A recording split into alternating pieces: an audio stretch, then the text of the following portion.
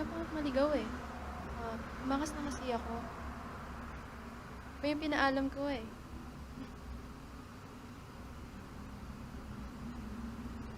Hindi ko alam yung lugar pero maganda. New experience kumbaga. Worth it naman yung bakasyon namin ng pamilya ko.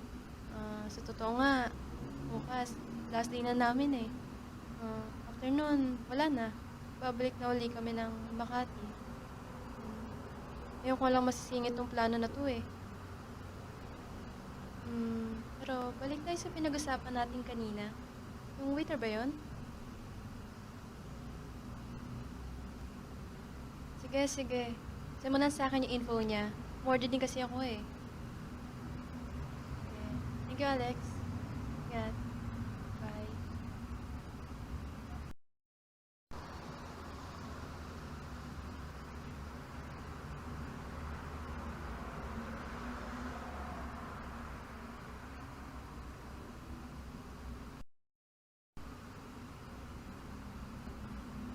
Here's your order po, ma'am. Ayusin ko lang po. Any more orders po?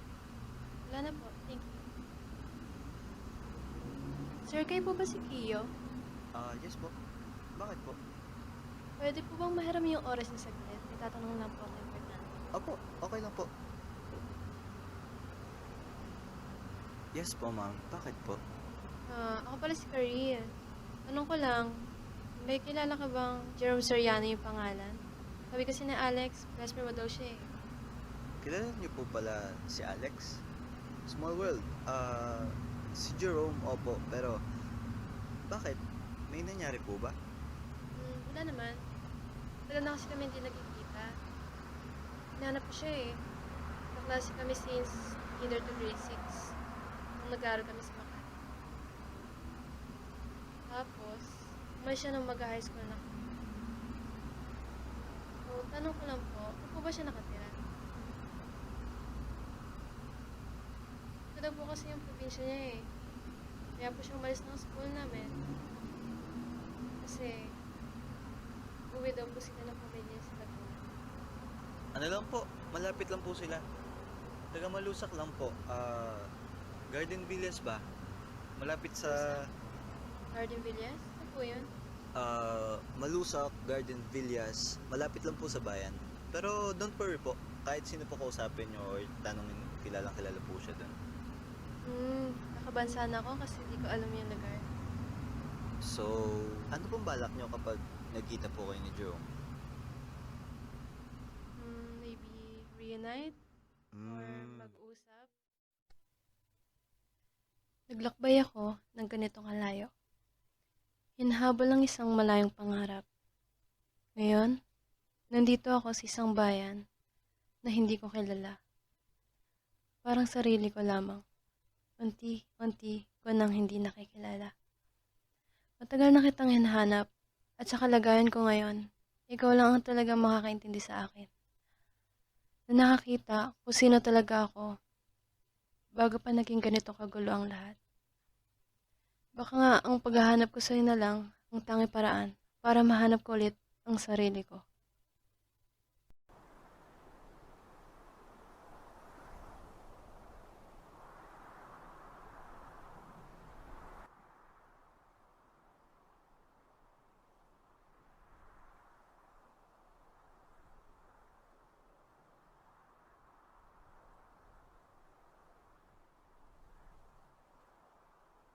Ate, ano po kailangan nyo?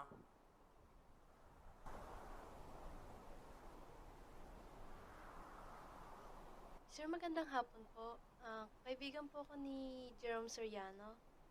Tanong ko lang po, dito po ba siya nakatira? Si Jerome? Oo, dyan niya nakatira. Kaya lang, kakaalis niya lang eh. Paano po yun? Ayun nga eh, umalis siya ng gate, parang bad trip. Siguro galing na naman siya sa away ng magulang niya. Ay, ganun po ba? Saan kaya siya pumunta?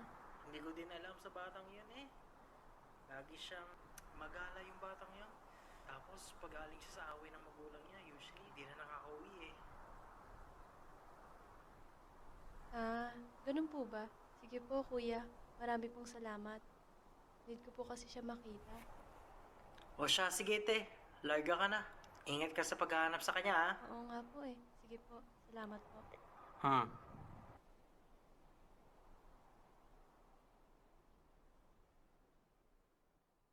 Akala ko yung makikita kita sa isang pagsubok lang. Alam kong hindi magiging madali ang paghahanap sa'yo. Hinayaan kong maniwala ang sarili ko na gagabayan ako ng nakaraan. Pero, bakit? Dapat may paraan. Paano? Kailan? Saan?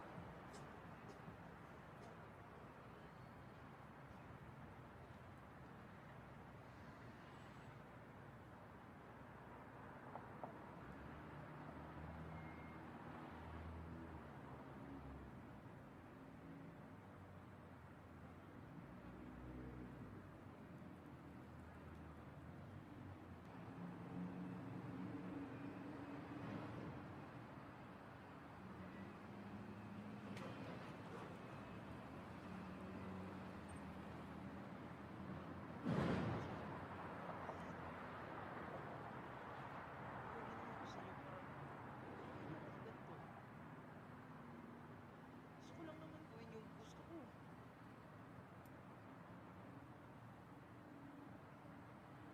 Hindi naman masama ginagawa ko. Pero bakit ang babalik kayo sa akin? Lagi na lang kayo ganyan sa akin.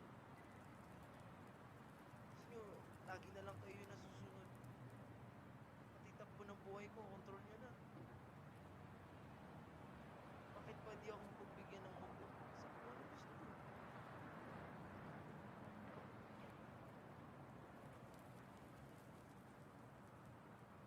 Ewan?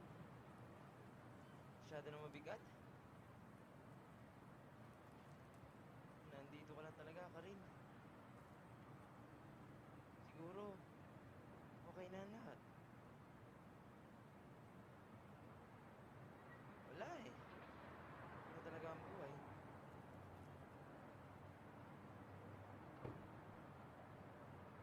Jerome? Karin? Jerome?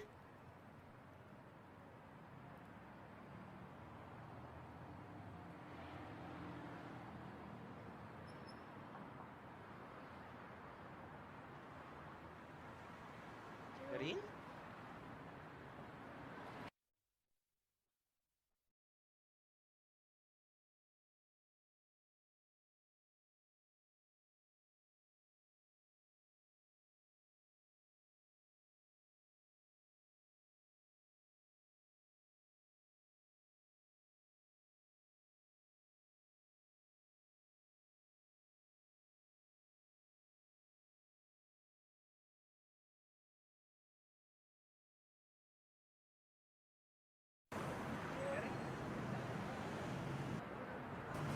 saglit.